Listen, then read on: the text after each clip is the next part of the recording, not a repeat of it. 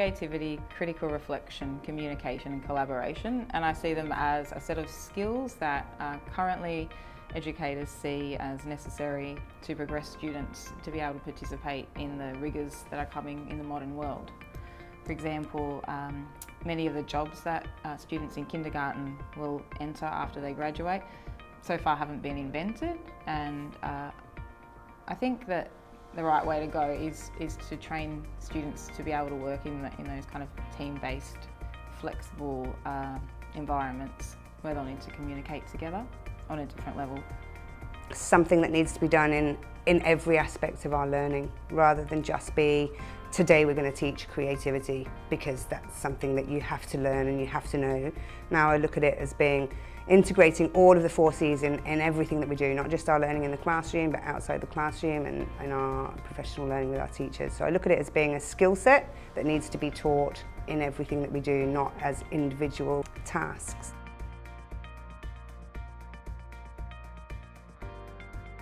A student's role in learning is to engage in the learning and be prepared to have a go at something that they're not necessarily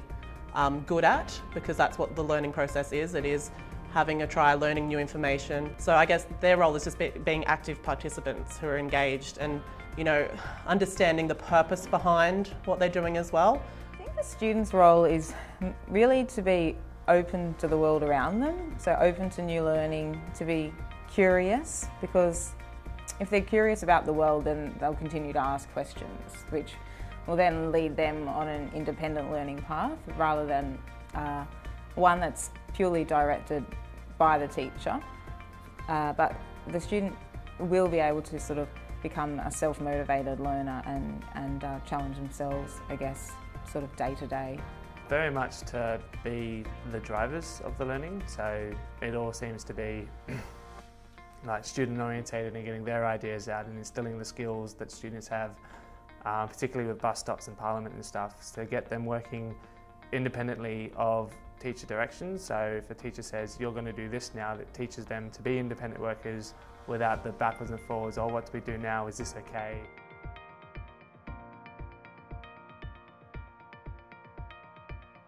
Because we're time poor in class, be able to group children and also then tailor their learning. So I'm a really big advocate of, you don't plan for the whole term and run with that. You know, I only plan a week, 2 weeks ahead if I'm on class, because you just constantly need to be changing your plan, changing your program to meet the needs of individual students and changing the groupings of students. You've just got to be adaptable. I think that's one thing that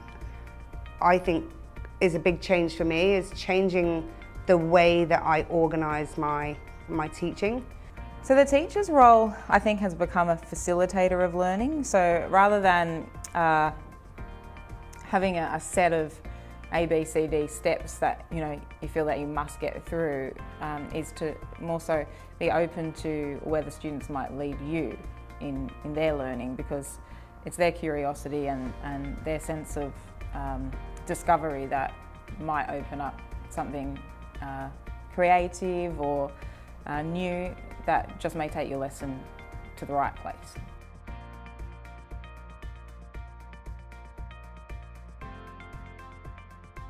Whether it be for classroom teachers or whether it be for our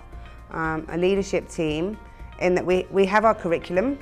and historically we've always taught the subjects as individual subjects, and that's just not a way that enables us to embrace the 4 C's. And looking at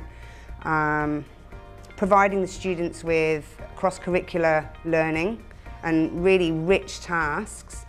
because we're still in that mindset where we think, right, I've got this is my maths scope and sequence, and this is my maths curriculum, and I have to get through all of this, and I can't necessarily get through all of this if I'm trying to integrate it with my science, but we have to, that's going to be our biggest challenge. There might be a little bit of a sense of vulnerability in that people sort of feel that they might be giving over a little bit of control in terms of leaving themselves open to where the students might direct them. And I think even though it's quite subtle, that it's still something that people maybe will struggle with a little sort of internally. It's just that feeling of, oh, I don't have everything planned out like I feel I should. And yeah, so I think that's just something internally that people will continue to improve on.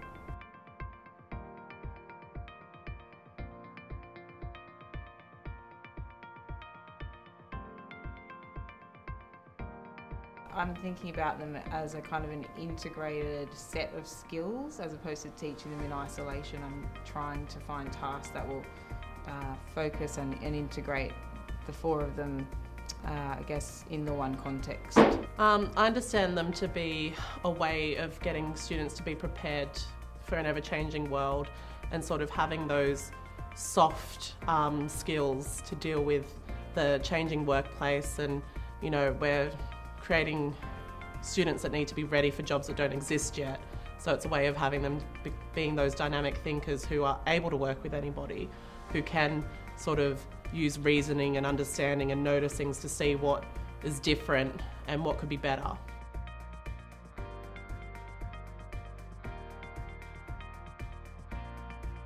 I think the size of the school and the fact that we're working with such a large number of people, but also changing people's practice, and also encouraging people to stick with new things that they're trying, even through tough and challenging times, and not revert back to comfortable. I think the biggest challenge is at this school parents at the moment. So I've been implementing a lot of the activities in class, and even on Education Day, Open Day, when we had parents coming in and seeing sort of the things they're doing, that we're doing, they kind of, it's not traditionally how they would want their children to be learning. So they're questioning why, what is this, what is it for, you know, because they just want to see them being able to sit and read and write and be quiet and have all the mathematical knowledge, and they kind of still are learning that this has value as well.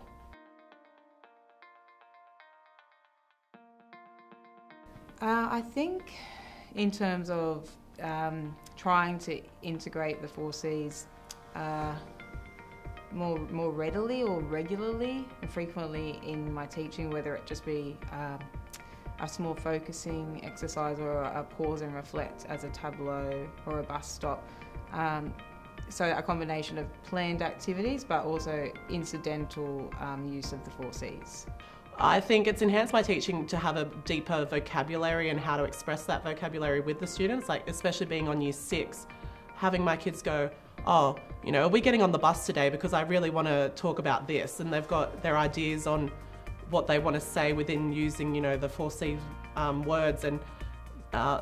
one of the kids the other day said, oh, you know, I'm persevering through this, I've got to show grit, because even though I don't get it, I'm determined and focused that I will. So it's just been about allowing them to use those words to describe how they're feeling through the learning process, I think has enhanced my classroom. Education's greatest challenge would be understanding that the jobs that we're preparing our students for, the life that we're preparing students for, is an unknown, and that we need to be not trying to keep up with all the new jobs that will be out there, but giving children all the skills that they will need to become lifelong learners, to be successful in a range of jobs when they are older. Well, I think its biggest problem would probably be trying to settle on what's necessarily best for the kids. And there's a lot of talk between, you know, competing with other countries, like, you know, those countries in the Netherlands like Finland and Sweden that have all the top results because they've got this model, and you've got people like Christopher Pine bringing us back to basics, and there's not a lot of really, from what I can see, there's not a huge focus on what might be best for the kids. And I think the biggest challenge would be just to get kids through being probably decent humans that can interact with the world rather than focusing on number crunching. And I think education in Australia's biggest problem would be shifting that focus to getting kids through school successfully rather than getting them to the top of the leaderboard, if that makes sense.